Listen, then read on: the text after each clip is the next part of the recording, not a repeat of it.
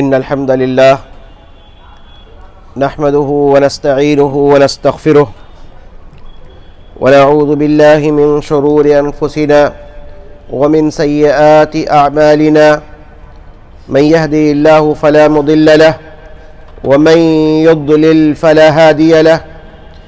وأشهد أن لا إله إلا الله وحده لا شريك له وأشهد أن محمدا عبده ورسوله يا أيها الذين آمنوا اتقوا الله حق تقاته ولا تموتن إلا وأنتم مسلمون يا أيها الناس اتقوا ربكم الذي خلقكم من نفس واحدة وخلق منها زوجها وبث منهما رجالا كثيرا ونساء واتقوا الله الذي تساءلون به والأرحام إن الله كان عليكم رقيبا يا أيها الذين آمنوا اتقوا الله وقولوا قولا سديدا يصلح لكم أعمالكم ويغفر لكم ذنوبكم ومن يطع الله ورسوله فقد فاز فوزا عظيما أما بعد فإن خير الحديث كتاب الله وخير الهدي هدي محمد صلى الله عليه وسلم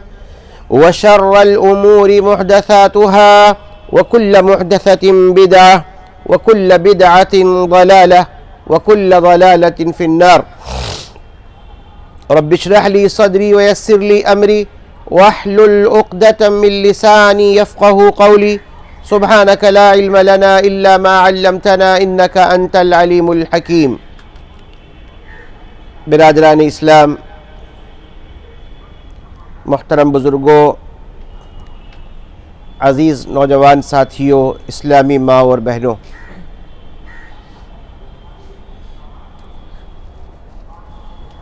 اس سے قبل کہ جمعہ میں جب میں آپ کے درمیان حاضر ہوا تھا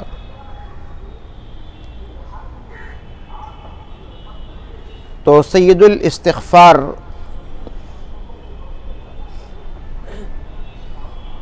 جو کہ بڑا ہی ایک جامع اور عظیم کلمات پر مشتمل ہے، نبی کریم جناب محمد الرسول اللہ صلی اللہ علیہ وسلم نے یہ جامع دعا ہمیں اور آپ کو سکھلائی ہے، جس کے ذریعے ہم اپنے رب سے اپنے گناہوں کی مغفرت چاہتے ہیں۔ اس کا ذکر ہو رہا تھا، بلکہ اگر آپ ذہن پر ایک زور ڈالیں تو شاید آپ کے علم میں ہو کہ اس سے بھی قبل کا جو جمعہ تھا اس میں نے ذکر اللہ کی اہمیت، ذکر الہی کی اہمیت، اس موضوع پر میں گفتگو کر رہا تھا، اور اسی موضوع پر گفتگو کرتے ہوئے میں سید الاستغفار کے موضوع پر آیا کہ اللہ کے نبی محمد الرسول اللہ صلی اللہ علیہ وسلم سے صبح اور شام کے جو اذکار اور وظائف ثابت ہیں، ان اذکار اور وظائف میں جہاں اللہ رب العالمین کی تحمید ہے، اللہ رب العالمین کی تکبیر ہے، تحلیل ہے، وہیں استغفار بھی ہے کہ بندہ اپنے رب سے اپنے گناہوں کی مغفرت طلب کرے۔ اور استغفار یہ ایک عظیم عبادت ہے، استغفار جو ہے ایک عظیم عبادت ہے کہ بندہ اپنے رب کے حضور میں اپنے گناہوں کو پیش کر کے اس کی مغفرت چاہتا ہے۔ لہٰذا بہت سارے کلمات کے ذریعے سے ہم اللہ سے مغفرت طلب کرتے ہیں، ان کلمات میں سب سے جامع جو دعا ہے جو محمد الرسول اللہ صلی اللہ علیہ وسلم نے سکھلائی ہے وہ ہے سید الاستغفار، اور جس کی اہمیت اور فضیلت یہ ہے کہ اللہ کے نبی محمد الرسول اللہ صلی اللہ علیہ وسلم فرماتے ہیں، صحیح بخاری کی روایت ہے کہ جو کوئی بھی اس سید الاستغفار کو صبح کے وقت پورے یقین کے ساتھ پڑھتا ہے اور شام ہونے سے پہلے اس کی موت ہو جاتی ہے تو وہ جنت میں جائے گا۔ اور اسی طریقے سے اللہ کے نبی صلی اللہ علیہ وسلم نے ارشاد فرمایا جو شام کے وقت اس استغفار کو، سید الاستغفار کو پورے یقین کے ساتھ پڑھے گا، وہ صبح ہونے سے پہلے اگر اس کی موت ہو جاتی وہ جنت میں جائے گا۔ یہ نبی کریم جناب محمد الرسول اللہ صلی اللہ علیہ وسلم نے بشارت سنائی ہے۔ لہٰذا ہمیں معلوم ہونا چاہیے کہ سید الاستغفار ہو یا کوئی بھی کلمات ہو، کوئی بھی اذکار و وظائف ہو، جب تک ہم ان اذکار اور وظائف کہ معنی اور مفہوم کو جان کر سمجھ کر اس پر عمل کر کے اس کو نہیں پڑھیں گے تو یہ اذکار، یہ وظائف، یہ استغفار کے کلمات، یہ سید الاستغفار ہمارے لیے کوئی فائدہ نہیں دے سکتا۔ لہذا ضروری ہے کہ جو کچھ ہم اذکار اور وظائف پڑھتے ہیں اس کے بارے میں آپ کو علم ہونا چاہیے کہ آپ کیا پڑھ رہے ہیں۔ اگر آپ اللہ اکبر کہتے ہیں تو آپ کو علم ہونا چاہیے کہ ہم نے اپنی زبان سے کیا کہا ہے۔ اگر آپ کہتے ہیں لا الہ الا اللہ تو آپ کو علم ہونا چاہیے کہ لا الہ الا اللہ کا معنی کیا ہے، اس کے تقاضے کیا ہے اور اس پر عمل کرنا کس قدر ضروری ہے۔ لہذا ان اذکار اور وظائف کو جہاں یاد کرنے کی ضرورت ہے وہی ضرورت اس بات کی بھی ہے کہ اس کے معنی اور مفہوم پر غور کیا جائے اور اس کے مطابق اس کو اپنی زندگی میں ڈالنے کی کوشش کی جائے۔ میرے بھائیو، سید الاستغفار کا معنی و مفہوم کا سلسلہ آپ کے سامنے جاری ہے۔ گزشتہ خطبہ میں جب میں حاضر ہوا تھا میں یہاں تک پہنچا تھا کہ استغفار کے جو کلمات ہیں، اللہم، اے میرے اللہ، انت ربی، تو میرا رب ہے، لا الہ الا انت، تیرے علاوہ کوئی معبود برحق نہیں ہے، یہاں تک ہم پہنچے تھے۔ اور میں نے بتایا تھا کہ ان کلمات، ان دو کلمے کے ذریعے سے بندہ مومن جب صبح کرتا ہے تو توحید ربوبیت کا اقرار کرتا ہے، اللہم انت ربی کہہ کر کے، اے اللہ تو میرا رب ہے، تو میرا پالنہار ہے، تو ہی میری دیکھ ریکھ کر رہا ہے، تو ہی میرا پالنہار ہے، نگہبان ہے، میری پرورش تو کر رہا ہے، توحید ربوبیت کا اقرار کرتا ہے۔ اور اسی طریقے سے اس سے آگے بڑھ کر کے کہ کفار مکہ بھی توحید ربوبیت کا اقرار کرتے تھے لیکن توحید الوہیت کا اقرار نہیں کرتے تھے، اس پر عمل پیرا نہیں ہوتے تھے۔ لہٰذا اللہ کے نبی محمد الرسول اللہ صلی اللہ علیہ وسلم نے تعلیم دی، جہاں تم توحید ربوبیت کا اقرار کرتے ہو، آگے بڑھ کر کے ایک مسلمان ہونے کی حیثیت سے، ایک ایمان والے ہونے کی حیثیت سے توحید الوہیت کا بھی اقرار کرو کہ لا الہ الا انت، تیرے علاوہ کوئی معبود برحق بھی نہیں ہے۔ ان دو کلمات کے ذریعے سے بندہ مومن صبح کرتا ہے تو توحید ربوبیت اور توحید الوہیت کا اقرار کر لیتا، شام ہوتے ہی پھر توحید ربوبیت اور توحید الوہیت کا اقرار کر لیتا۔ اللہ اکبر۔ آگے بڑھیے، میں نے بتایا نا کہ اقسام توحید تین ہے، اقسام توحید تین ہے، توحید ربوبیت، توحید الوہیت، توحید اسماء و صفات۔ توحید کی تیسری قسم ہے توحید اسماء و صفات۔ اللہ رب العالمین کے بہت سارے نام ہیں، ان کے صفاتی نام اللہ تعالیٰ کے ہیں۔ اللہ تبارک و تعالیٰ کو ان کے ان صفاتی ناموں کے ساتھ یاد کرنا، اس کو پکارنا، یہ توحید اسماء و صفات ہے۔ اور ان صفات میں اللہ رب العالمین کو یکتا جاننا، اکیلا جاننا، اس کے ساتھ کوئی شریک نہیں ہے۔ جو صفاتی نام اس کے الخالق ہے، المالک ہے، الرازق ہے، العلیم ہے، الخبیر ہے، القوی ہے نا، اور دیگر نام ہے، بہت سارے نام اللہ تبارک و تعالیٰ کے صفاتی نام ہے جس کے بارے میں اللہ تبارک و تعالیٰ قرآن کریم میں کہتا ہے وَلِلَّهِ الْأَسْمَاءُ الْحُسْنَى، اللہ رب العالمین کے بہت سارے اچھے اچھے صفاتی نام ہیں، فَادْعُوهُ بِهَا، اللہ رب العالمین کو انہیں ناموں کے ذریعے پکارا کرو، وَذَرُوا الَّذِينَ يُلْحِدُونَ فِي أَسْمَائِهِ، اور ان لوگوں کو چھوڑ دو جو اللہ کے ناموں کو ساتھ ان کو نہیں پکارتے ہیں، ہے نا۔ تو اللہ تبارک و تعالیٰ کے بہت سارے صفاتی نام ہیں، لہذا بندے مومن کو چاہیے کہ جب دعا کرے تو دعا میں جو وسیلہ مانگے، جو وسیلہ پکڑے، وہ اللہ رب العالمین کے صفاتی ناموں کا وسیلہ ہونا چاہیے، نہ کہ بزرگوں کی، مرے ہوئے لوگوں کی، قبروں میں مدفون لوگوں کی، انبیاء کا وسیلہ لگائے کہ نبی صلی اللہ علیہ وسلم کے صدقے طفیل میری دعا قبول فرما لے، یا فلاں بزرگ کے صدقے طفیل نے میری دعا قبول کر لے، یا فلاں بابا فلاں کی وجہ سے میری حاجتوں کو پوری کر دے۔ ایسا نہیں ہونا چاہیے۔ وسیلے کا حکم اللہ رب العالمین نے دیا ہے، اور وسیلہ یہ ہے کہ جب دعا مانگے، کئی ایک ذریعہ ہے وسیلہ کے، ان میں ایک چیز جو ہے، ایک عمل یہ ہے تو اللہ رب العالمین کے اسماء الحسنی کا وسیلہ لیا جائے، اللہ رب العالمین کے صفاتی ناموں کا وسیلہ لیا جائے۔ آپ کے پاس اولاد نہیں ہے، کہے یا وہاب، اے عطا کرنے والے ہمیں اولاد عطا فرما۔ آپ کے پاس رزق نہیں ہے، یا رزاق میرے رزق میں برکت عطا فرما۔ دعا کرے اللہ رب العالمین سے،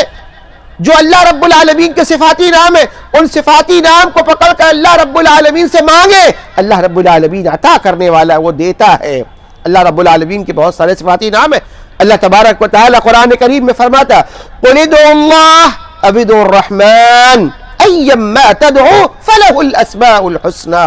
اللہ رب العالمین نے فرمایا اللہ کہو یا رحمان کہو، قل ادعوا اللہ، اللہ کہہ کر پکارو یا رحمان کہہ کر پکارو، ایما تدعو فلہ الاسماء الحسنی، جس نام سے پکارو یہ اللہ رب العالمین کے اچھے اچھے نام ہیں۔ ہمیں چاہیے کہ ہم اللہ رب العالمین کے اچھے ناموں سے پکارے۔ لہذا اللہم انت ربی، اے اللہ تو میرا رب ہے، لا الہ الا انت، تیرے علاوہ کوئی معبود برحق نہیں۔ توحید ربوبیت اور توحید الوہیت کے بعد جو توحید کی تیسری قسم ہے وہ ہے توحید اسماء و صفات، صفت۔ اور اگلا جو حصہ ہے اس سید الاستغفار کا جو اگلا حصہ ہے کیا ہے؟ خلقتنی، اے اللہ تو نے میری تخلیق کی ہے، اے اللہ تو نے میری تخلیق کی، الخالق، یہ اللہ رب العالمین کی بہترین صفت ہے، الخالق، وہ اللہ خالق ہے، تخلیق کرنے والا ہے، پیدا کرنے والا ہے۔ اللہ رب العالمین کے صفاتی ناموں میں سے ایک اہم صفت ہے کہ اللہ تبارک و تعالی الخالق ہے، الخالق، اللہ تبارک و تعالی خلقت کرنے والا ہے، تخلیق کرنے والا ہے۔ انسان کی تخلیق کی اللہ رب العالمین نے، اس پورے کائنات کو وجود بخشا اللہ رب العالمین نے، اس پورے کائنات کو وجود بخشا اللہ رب العالمین نے۔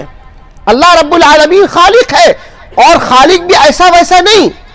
اللہ تبارک و تعالی بہترین تخلیق کرنے والا۔ فتبارک اللہ احسن الخالقین، اللہ تبارک و تعالی فرماتا ہے کہ تمہارا رب جو اللہ تبارک و تعالی بڑا بابرکت ہے اور بہترین تخلیق کرنے والا، اس کی خلقت کا کیا کہنا۔ اللہ تبارک و تعالی نے قرآن کریم کے اندر انسان کی پیدائش کے سٹیپ کو، اس کے مرحلہ کو بیان فرمایا، وَلَقَدْ خَلَقْنَا الْإِنسَانَ مِنْ صُلَالَةٍ مِنْ طِينٍ، کہ ہم نے انسان کو مٹی، چکنی مٹی سے پیدا کیا ہے نا۔ پھر اللہ فرماتا ہے پھر اس مٹی کو ہم نطفہ کی شکل بنا دیا، ثُمَّ جَعَلْنَا النُّطْفَةَ فِي قَرَارٍ مَكِينٍ، اللہ تبارک و تعالی فرماتا ہے پھر اس کو نطفہ بنا کر کے ایک محفوظ مقام پر رکھ دیا، اس کو اس محفوظ مقام پر باپ کی ریڑھ کی ہڈی میں وہ نطفہ کی شکل میں موجود ہے۔ اب یہ نطفہ نکل کر کے ماں کے رحم میں جاتا ہے، ثم خلقنا النطفة علقہ، اللہ تعالیٰ فرماتا ہے پھر یہ نطفہ علقہ کا شکل اختیار کر لیتا ہے، جمے ہوئے خون کا شکل اختیار کر لیتا ہے۔ ثم جعلنا النطفة علقہ فخلقنا العلقة مضغہ، پھر جب وہ علقہ ہے، وہ جو خون کا جو لوتھڑا ہے، پھر وہ ایک شکل اختیار کر لیتا ہے، ایک گوشت کا، ایک لوتھڑے کا شکل اختیار کر لیتا ہے، لوتھڑے کا شکل اختیار کر لیتا ہے۔ پھر اللہ فرماتا ہے پھر اس کے پر ہم نے ہڈی چڑھائی، پھر اس کے پر گوشت چڑھایا، پھر کہتا اللہ تبارک و تعالی ثم انشأناه خلقا آخر، پھر اس کو ایک بہترین صورت میں، اس کو ایک صورت اس کو عطا فرما دی، ایک انسانی صورت اس کو عطا فرما دی اللہ رب العالمین نے۔ اللہ تبارک و تعالی فرماتا ہے فتبارک اللہ احسن الخالقین، وہ اللہ تبارک و تعالی کی ذات بڑا بابرکت ہے اور بہترین تخلیق کرنے والا۔ اسی لیے اللہ تبارک و تعالی نے قرآن کریم کے اندر انسانوں کو جھنجھوڑا ہے، انسانوں کو جھنجھوڑا۔ اللہ تبارک و تعالی فرماتا یا ایھا الانسان ما غرک بربک الکریم، اللہ اکبر، اے انسانوں تمہیں تمہارے کریم رب سے، بڑا کرم والا رب ہے وہ، اس کریم رب سے تم کو کس نے دھوکے میں ڈال کر کے رکھا، کس نے تم کو دھوکے میں ڈال کر کے رکھا، الذی خلقک، جس نے تم کو پیدا کیا ہے، فسواک، اور پھر سیدھا تم کو درست بنایا، تم کو بالکل درست بنایا ہے، ہر ایک چیز کو بہترین مقام پر رکھا، فعدلک، اور برابری، بالکل برابر، تمہارا جو قد عطا فرمایا اللہ رب العالمین نے، قد و قامت کے لحاظ سے بھی تم کو برابر کیا، تمہاری قامت کو درست کیا، اتنے زیادہ تم کو لمبائی نہیں عطا کر دی کہ تم کو دیکھنے والا دیکھتے ہی رہ جائے، تمہارے ہاتھ کی انگلیوں کو اتنا ہی جگہ دیا جتنی انگلیوں کی خوبصورتی ہونی چاہیے، کوئی بہت زیادہ لمبی انگلیاں نہیں تم کو دے دی اللہ رب العالمین نے۔ الذی خلقک فسواک فعدلک، بہترین صورت میں اللہ رب العالمین نے انسان کو پیدا کیا۔ انسان غور کرے اپنی تخلیق پر، انسان غور کرے اپنی تخلیق پر، اپنے جسم پر غور کرے، اپنے جسموں پر غور کرے۔ اسی لیے اللہ تبارک و تعالی نے قرآن کریم کے سورہ الذاریات میں ارشاد فرمایا وَفِي أَنفُسِكُمْ، اپنے آپ کو دیکھو، اپنی جان کو دیکھو، اپنے جسم کو دیکھو، اپنے وجود کو دیکھو، اللہ رب العالمین کی بہت ساری قدرت کا مظاہرہ اور اس قدرت کا نظارہ تمہارے اپنے جسموں کے اندر نظر آ جائے گا۔ فرمایا محمد الرسول اللہ صلی اللہ علیہ وسلم نے اللہم انت ربی، اے اللہ تو میرا رب ہے، لا الہ الا انت، تیرے سوا کوئی معبود برحق نہیں، ہم عبادت تیری کرتے ہیں، کیوں؟ اس لیے کہ خلقتنی، تو نے مجھ کو تخلیق دی ہے، تو نے میری تخلیق کی ہے، مجھے عدم سے وجود میں بخشا ہے، اس عدم سے وجود میں لانے کے لیے ہم تیرا شکر ادا کرتے ہیں اور تیری عبادت کرتے ہیں، تیرے ہی سامنے ہاتھ پھیلاتے ہیں، خلقتنی، تو نے میری تخلیق فرمائی۔ اس کے بعد محمد الرسول اللہ صلی اللہ علیہ وسلم سکھلاتے ہیں ہمیں، اور جو کلمہ بتایا ہے محمد الرسول اللہ صلی اللہ علیہ وسلم، بڑا جامع کلمہ ہے وہ۔ آپ فرماتے وَأَنَا عَبْدُكَ، اے اللہ میں تیرا بندہ ہوں، اللہ اکبر، میں تیرا بندہ ہوں۔ اس بول کے ساتھ نا، اس حصے کے ساتھ بندہ انسان اس بات کا اعتراف کرتا ہے کہ تو میرا مالک ہے، میں تیرا بندہ ہوں، میں تیرا غلام ہوں، میں تیرا غلام ہوں، میں آزاد نہیں ہوں، میں زندگی کے اندر آزاد نہیں ہوں، میں جب چاہوں اٹھوں، جب چاہوں بیٹھ جاؤں، جب چاہوں سو جاؤں، جب چاہوں کھاؤں، جو چاہے کھاؤں، جیسے چلوں راستہ چلوں، یہ میرا اختیار ہوگا، میری مرضی ہوگی، میں جو چاہوں پہنوں، جیسے چاہوں پہنوں، میرا اختیار ہوگا، میری مرضی ہوگی، یہ میری مرضی نہیں چل سکتی ہے، اختیار میرا نہیں ہے، میں تو تیرا بندہ ہوں، تیرا غلام ہوں، میں تیرا غلام ہوں۔ وَأَنَا عَبْدُكَ، پوری زندگی ایک مسلمان اس بات پر اپنے آپ کو مجبور کرتا ہے کہ ہم آزاد نہیں ہیں، اس کلمے کے ذریعہ سے، اس بول کے ذریعہ سے آزاد نہیں ہے، میں جب چاہوں اٹھ جاؤں، جب چاہوں جہاں نکل جاؤں، میں آزاد نہیں ہوں، میں غلام ہوں۔ اور آپ کو معلوم ہونا چاہیے غلام اور نوکر میں فرق ہے، غلام اور نوکر یہ دو ہے نا، ایک ہے نوکر، سرونٹ، آپ کے دکان پر کوئی آدمی سٹاف ہے، کام کر رہا ہے، آپ کے پاس آتا ہے، صبح 10 بجے آتا ہے، 6 بجے چلا جاتا ہے، آپ اس کے مالک ہیں 10 سے 6 بجے تک کے لیے، آپ اسے جو چاہے کام کرا لیں، 6 بجے کے بعد آپ کی سننے والا نہیں ہے آپ کے بعد، یا جو وقت آپ نے رکھا اس کے لیے، اس کے بعد وہ آپ ذمہ دار اس نہیں ہے، آپ وہ اس بات کے لیے ہے ہی نہیں کہ آپ کی بات کو سنے، کہ بھائی ایک مخصوص وقت کے لیے اس نے آپ کو رکھا ہے، اس کے بعد وہ کہاں جا رہا ہے، کیا کر رہا ہے، کہاں بیٹھ رہا ہے، اس کی ذمہ داری آپ پر نہیں ہے۔ لیکن جو غلام ہے وہ 6-7 گھنٹے کے لیے نہیں ہوتا ہے، غلام ہر وقت کے لیے ہوتا ہے، مالک جب چاہتا اٹھو اٹھ جاتا ہے، مالک کہتا بیٹھ جاؤ ابھی تو بیٹھ جاتا ہے، اسی کا نام غلامی ہے، غلامی اسی کا نام ہے۔ اور اسلام کی نظر میں، قرآن کی نظر میں ایک بندہ کے لیے اس سے بڑا اعزاز اور اس سے بڑی شرف کی کوئی بات نہیں ہے کہ وہ اپنے رب کا غلام ہے، اللہ کا بندہ ہے۔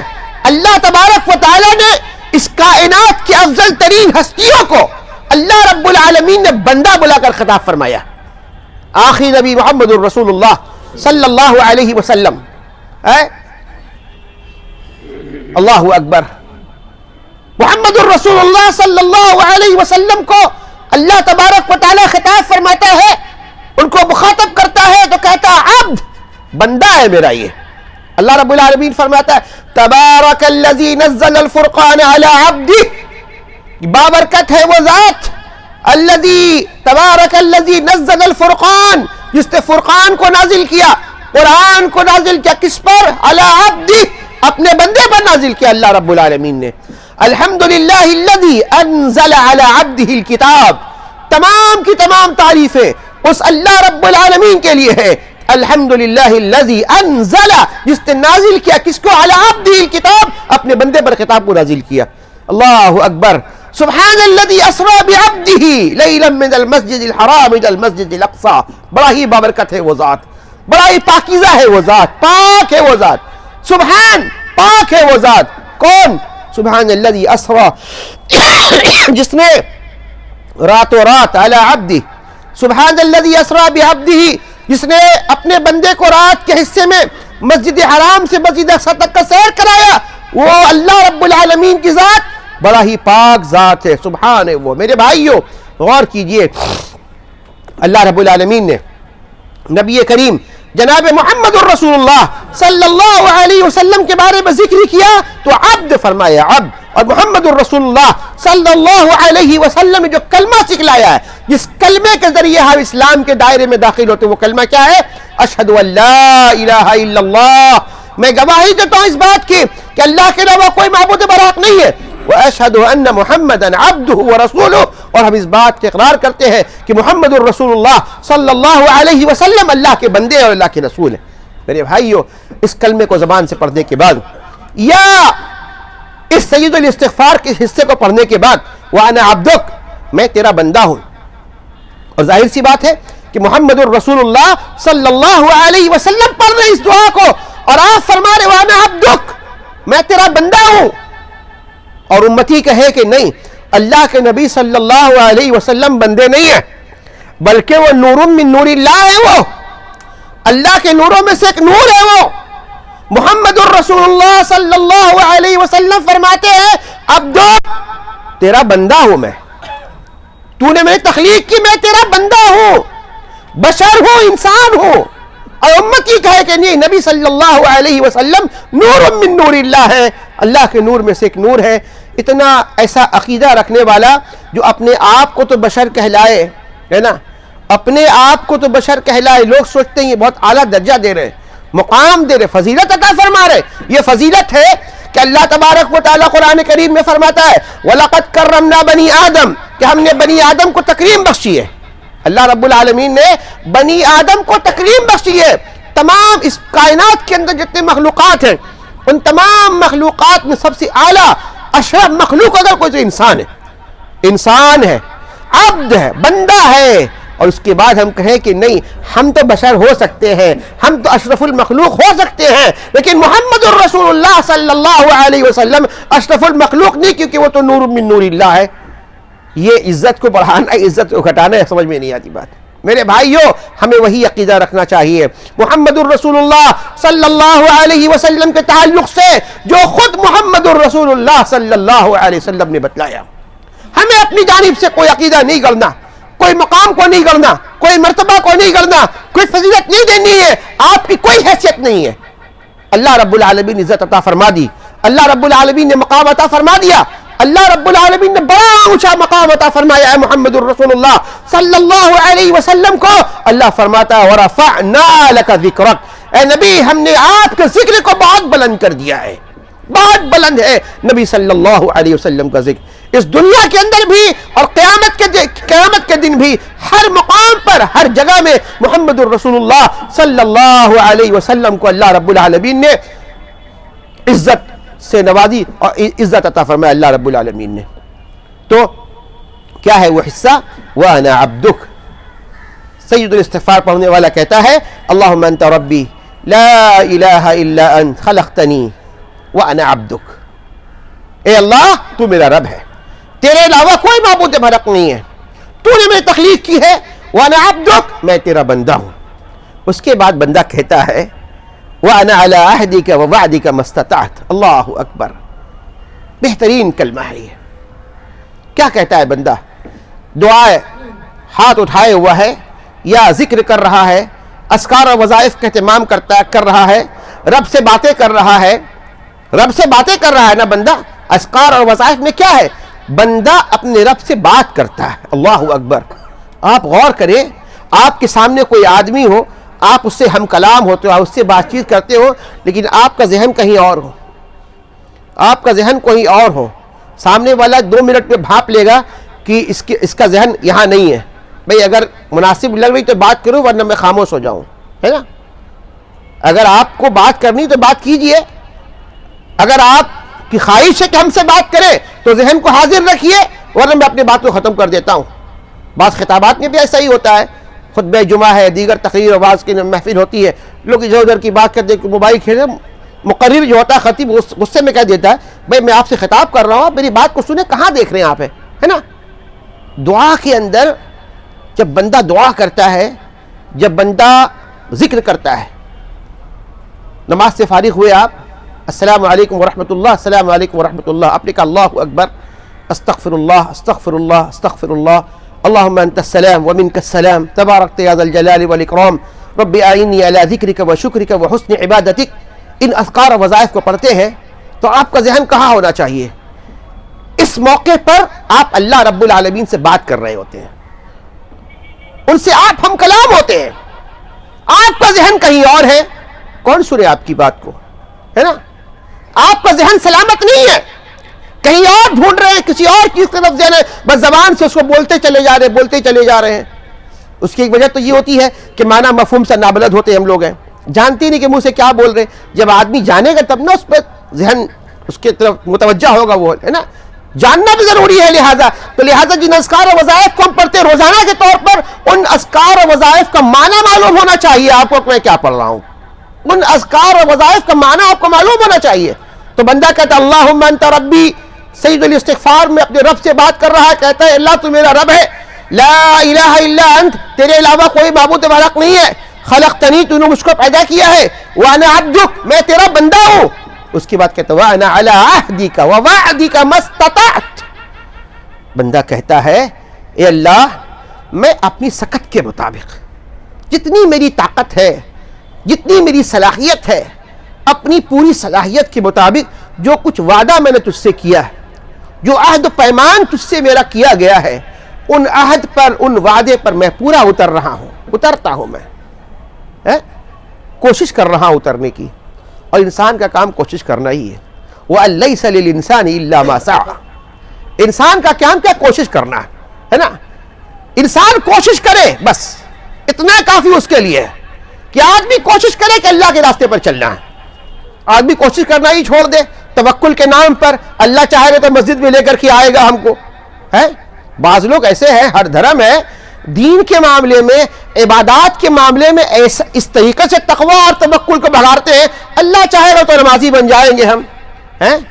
اللہ چاہے گا تو رزق بھی شام کو گھر پہ پہنچا دے گا, کیوں دکان آ کر کے کھولتے ہیں, شٹ ڈاؤن کر کے بیٹھیے گھر میں,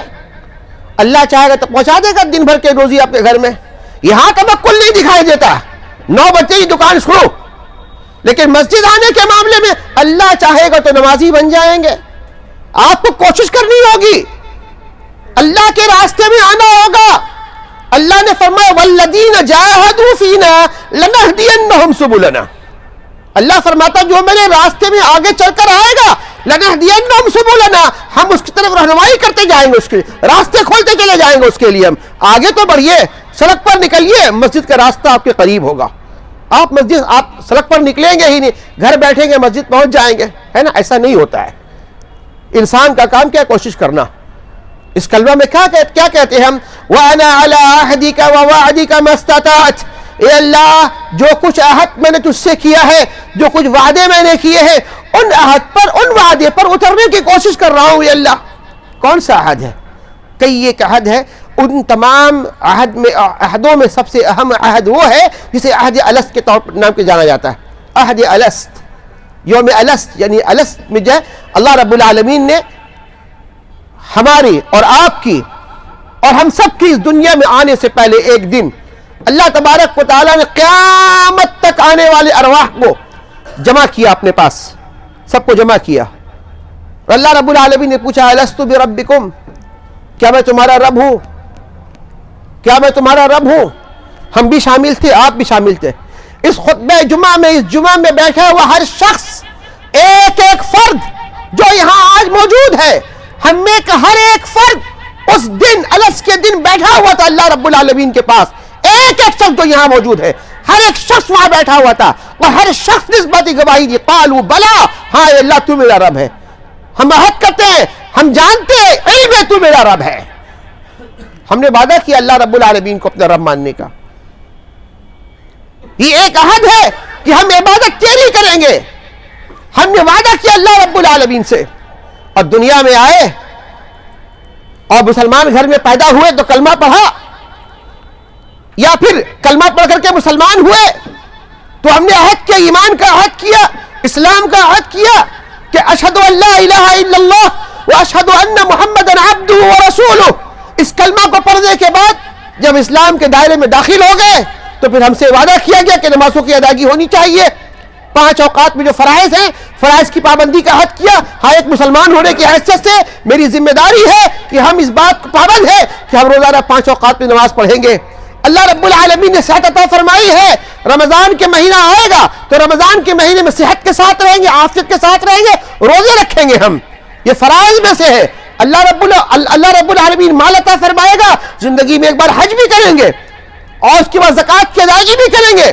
ان تمام فرائض کی پابندی کرنے کا عہد ہم نے اللہ رب العالمین سے کیا۔ مسلمان ہونے کے ساتھ ساتھ جیسے ہی ہم نے کہا آمنا باللہ، ہم اللہ رب العالمین پر ایمان لاتے ہیں، ہم اللہ کی کتابوں پر ایمان لاتے ہیں، اللہ کے رسولوں پر ایمان لاتے ہیں، آخرت پر ایمان لاتے ہیں، جنت جہنم پر ایمان لاتے ہیں، جیسے ہی ہم نے اس کا ذکر کیا ہم نے ان تمام فرائض کی پابندی کا عہد کر لیا اللہ رب العالمین سے کہ اب میری زندگی کا کوئی بھی لمحہ اللہ رب العالمین کی مرضی کے خلاف نہیں گزرے گا۔ ہم مجبور اس بات پر کہ اللہ رب العالمین کی اطاعت کریں گے، اللہ کی فرما برداری کریں گے، محمد الرسول اللہ صلی اللہ علیہ وسلم کے بتائے ہوئے راستے پر چلیں گے۔ ہم اس بات کے پابند ہیں وَأَنَا عَلَىٰ عَهْدِكَ وَوَعْدِكَ مَا اسْتَطَعْتُ، جو کچھ عہد کیا میں نے ایمان و اسلام کو جو عہد کیا ہے میں نے اللہ رب العالمین سے، اللہ رب العالمین ہم اس عہد پر، اس وعدے پر ہم پورا اترنے کی کوشش کر رہے ہیں، اور کوشش بھی یہی ہے راستہ تجھے دکھلانا ہے۔ ہم اس بات کا اقرار سید الاستغفار کے ان کلمات کے ذریعہ کرتے ہیں۔ اللہ اکبر، کتنا پاکیزہ کلمہ ہے، ذرا غور کیجئے ان کلمات کو پڑھتے وقت، اس کے معنی پر ذرا غور کر لیجئے گا، انشاءاللہ تعالی آپ کی زندگی میں انقلاب پیدا ہوگا۔ جنت اتنی آسان بھی نہیں ہے، یاد رکھیے گا، جنت اتنی آسان نہیں ہے۔ اللہ کے نبی صلی اللہ علیہ وسلم جب فرمایا نا صبح کے وقت کوئی پڑھتا ہے اور شام سے پہلے اس کی موت ہو جائے جنت میں چلا جائے گا وہ، اللہ اکبر، شام کے وقت کوئی پڑھ لے اور صبح ہونے سے پہلے اس کی موت ہو جائے تو جنت میں چلا جائے گا۔ جنت کی بشارت ہے نا، جنت اتنا معمولی تو نہیں ہے کہ آدمی زبان سے بولتا رہے اور عمل ہو چاہے نہیں ہو، عمل ہو چاہے نہیں ہو۔ نہ اللہ رب العالمین کی اس کی جو اقسام توحید ہے، توحید ربوبیت پر اس کا ایمان نہیں ہے، اس کا عمل نہیں، اس کا یقین نہیں ہے، توحید الوہیت پر اس کا ایمان نہیں ہے، اس پر عمل نہیں ہے، اسماء و صفات کے معاملے میں تعویلات کر رہا ہے بیٹھ کر کے۔ یہ وقت نہیں ہے کہ اس موضوع کو چھیڑا جائے کہ توحید اسماء و صفات کے معاملے میں کتنی گمراہیاں پائی گئی لوگوں کے اندر، گروہ پیدا ہوئے، صفات میں تعویلات کرنے والے پیدا ہو گئے۔ ہاتھ ٹھیک ہے، ہاتھ کیسی ہے کیا ہے نہیں ہے، تعویلات پیدا کرنے والے پیدا ہو گئے، گمراہ فرقے ہیں وہ لوگ، گمراہ فرقے۔ ہمیں ویسا ہی ایمان لانا ہے جیسا محمد الرسول اللہ صلی اللہ علیہ وسلم نے بتلایا۔ کہا اللہم انت ربی، اے اللہ تو میرا رب ہے، لا الہ الا انت، تیرے علاوہ کوئی معبود برحق نہیں، خلقتنی، اے اللہ تو نے میری تخلیق فرمائی، وانا عبدک، میں تیرا بندہ ہوں، وانا علی عہدک ووعدک ما استطعت، اور اپنی طاقت کے مطابق، اپنی سکت کے مطابق تجھ سے کیے ہوئے وعدے پر میں پورا اترنے کی کوشش کر رہا ہوں۔ اس کے بعد کے بھی کچھ کلمات ہیں، کچھ حصے ہیں، انشاءاللہ تعالی زندگی باقی رہے، موقع ملا تو آئندہ اس کو مکمل کرنے کی کوشش کروں گا۔ اللہ تبارک و تعالیٰ سے دعا ہے اللہ تبارک و تعالیٰ ہم سب کی مغفرت فرمائے، ہمارے گناہوں کی مغفرت فرمائے، ہمارے ماں باپ کی گناہوں کو معاف فرما، اے اللہ ہمارے خیش و اقارب رشتہ دار کی گناہوں کو معاف فرما، اے اللہ ہم جو دنیا میں زندہ ہیں اللہ انہیں حسنات کی توفیق عطا فرما، اور جو گزر چکے ہیں اللہ تعالیٰ ان کی قبروں کو نور سے منور فرما دے، اور انہیں جنت الفردوس میں اعلیٰ سے اعلیٰ مقام عطا فرما۔ ہمیں جو بیمار ہیں اللہ انہیں شفا عطا فرما، پریشان حال لوگوں کی پریشانیوں کو دور فرما، مقروضوں کے قرض کو ادا کرنے کی سہولیات بھی فراہم فرما۔ جب تک ہمیں دنیا میں زندہ رکھنا، اسلام پر زندہ رکھنا، ایمان پر زندہ رکھنا، جو ہمارا خاتمہ اسلام اور ایمان پر خاتمہ ہو۔ اقول قولی ھذا استغفر اللہ لی ولکم ولسائر المسلمین واستغفروہ انہ هو الغفور الرحیم، وآخر دعوانا الحمد للہ رب العالمین۔